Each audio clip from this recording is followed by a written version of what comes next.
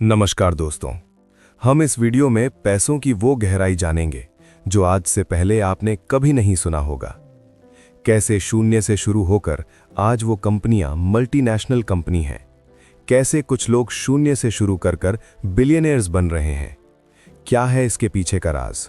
आज इस वीडियो में हम पूरी तरह समझने की कोशिश करेंगे और एक ऐसा माइंडसेट बनाएंगे जो आपके लिए खुद पैसा कमा कर देगी। मान लो कोई व्यक्ति किसी सट्टे के गेम में 1 करोड़ रुपए जीतता है। एक मंथ वो सभी जगह चर्च में रहेगा। शहर में उसकी हर जगह चर्चा होगी। नई गाड़ियां, नए लोग, कई प्रकार के लोग साथ घूमने लगेंगे।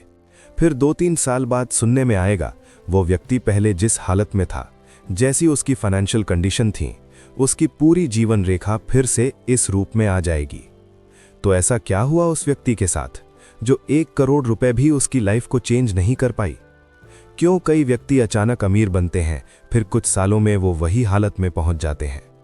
क्या है इसके पीछे का कारण? और क्यों कई व्यक्ति शून्य से शुरू कर करोड़ों की बिजनेस बिल्ड कर लेते हैं, जबकि उसे व्यक्ति के पास ऐसी कोई सोर्स भी नहीं थी?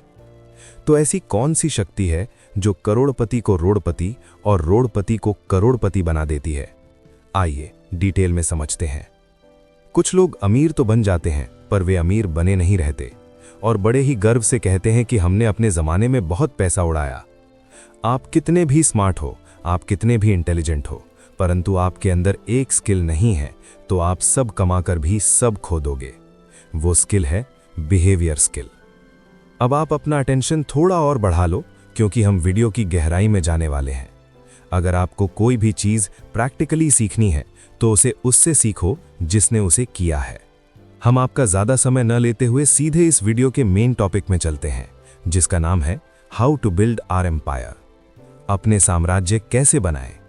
आपको भी अमीर बनना है, पैसा कमाना है, तो आप YouTube पर जाकर देखोगे तो बहुत सारी ऐसी वीडियो मिल जाएगी जिसमें यह बताया गया है कि अगर आपको अमीर बनना है तो आपको अधिक से अधिक लोगों का प्रॉब्लम सॉल्व करना पड़ेगा।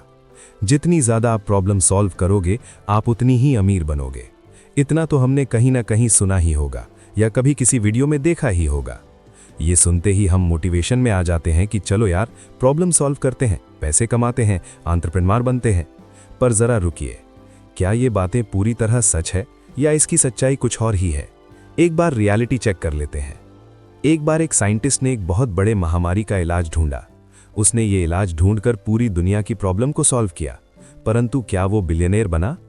हमारे टीचर्स हमें पढ़ाते हैं, हम पढ़ लिख कर बहुत कुछ करते हैं, पर क्या हमारे टीचर्स बिलियनेयर बनते हैं? हमारे देश के किसान हमारे देश की कितनी बड़ी प्रॉब्लम सॉल्व करते हैं। उनके बिना हमारी जिंदगी नहीं चल सकती, परंतु इतनी बड़ी प्रॉब्लम सॉल्व करने के बाद भी क्या वो किसान अमीर बनते हैं?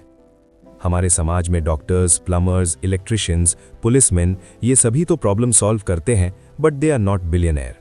इस दुनिया में हर कोई न कोई प्रॉब्लम सॉल्व करता ही है, पर क्या सभी बिलियनेयर बनते हैं? जवाब है नहीं। तो यहाँ हमारी सुनी हुई बातें तो यहाँ झूठी साबित हो रही हैं कि प्रॉब्लम सॉल्व करने से हम अमीर बनते हैं। इस पूरी दुनिया में मात्र कुछ गिने चुने लोग ही हैं जो बिलियनेयर बनते हैं, जिन्हें एंटरप्रेन्योर कहा जाता है, जो बिजनेस खड़ा करते हैं। क्या कभी आपने सोचा है कि उनके अंदर ऐसा क्या होता है जो उन्हें बाकी सबसे अलग बना देती है? दुनिया के जितने भी बिलियनेयर्स हैं, Elon Musk, Bill Gates, Mark Zuckerberg, Mukesh Ambani, Gautam Adani, इन सब का बिजनेस अलग अलग है, परंतु एक चीज है जो इन सबको एक साथ जोड़ती है, वो है उनका माइंडसेट। बिलियनेयर्स कभी खुद काम नहीं करते, बल्कि वो लोगों से काम करवाते हैं। फॉर्चून फूड खाने की कंपनी है, पर क्या खुद गौतम अदानी फॉर्चून फूड को बनाते हैं? नहीं। माइक्रोसॉफ्ट, इसके विंडोज खुद बिल गेट्स ने नहीं बनाया, बल्कि उनकी टीम के कोडर्स ने बनाया। बिल गेट्स खुद कहते हैं उन्हें कोडिंग किए हुए कई साल हो गए। पहले के ज़माने में ये बात थी कि आप जितना काम करोगे उतना पैसा मिलेगा, पर अब दुनिया बदल चुकी है। बढ़ती हुई टेक्नोलॉजी ने सब बदल दिया। आज के टाइम में ये माना जाता है कि organize and take the big bag, मतलब आपको सभी चीज़ खुद से नहीं करनी है। हाँ, शुरुआत में सारी मेहनत आपकी ही होगी, पर एक बार सब ऑटो पायलट मोड में चला गया तो आप बस मैनेज करते जाओ, सारी चीज़ बनती जाएगी। इसे आगे और डिटेल में समझेंगे। सोचो, आज इतने बड़े मल्टीनेशनल कंपनियां, सैमसंग, एप्पल, माइक्रोसॉफ्ट, अमेज़न, क्या ये सभी कंपनियां एक बार में ही मल्टीनेशनल बन गई? नहीं ना। ये सभी कंपनियां भी शुरुआत में छोटे छोटे कोने से शुरू हुई होंगी, आज धीरे धीरे स्पैंड होकर मल्टीनेशनल बन गई। Amazon के CEO एंडी जैसी शुरुआत में अपने इतिहास पर अपना सब कुछ लगा दिया। क्यों? क्योंकि उनको खुद पर विश्वास था, अपने आइडियाज पर विश्वास था। आज Amazon की वैल्यूएशन $2.5 ट्रिलियन से भी अधिक है।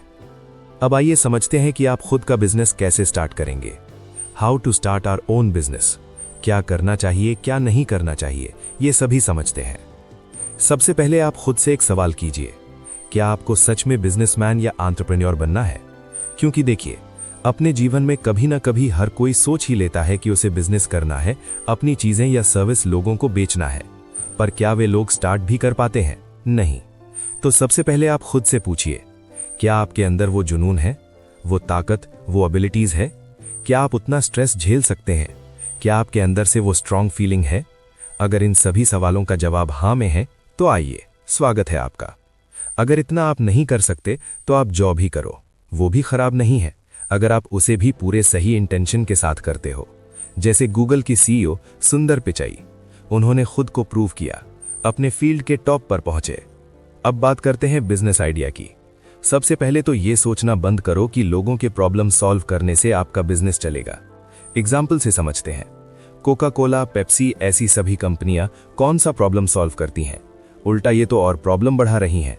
पर इन्होंने लोगों को समझा, उनके इंटरेस्ट को समझा, कस्टमर को मजा आया और आज ये सारी कंपनियां मल्टीनेशनल कंपनियां हैं।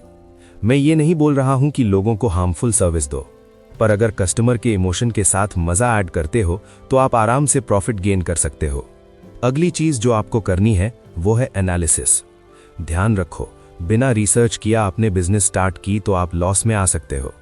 मान लो गांव में एक व्यक्ति है रामू, जिसके पास 10 गाय हैं। वो उनके दूध को गांव में 40 रुपए लीटर बेचता है। पर एक दिन वो सोचता है कि मैं दूध को शहर ले जाऊंगा और इसे 45 रुपए लीटर बेचूंगा।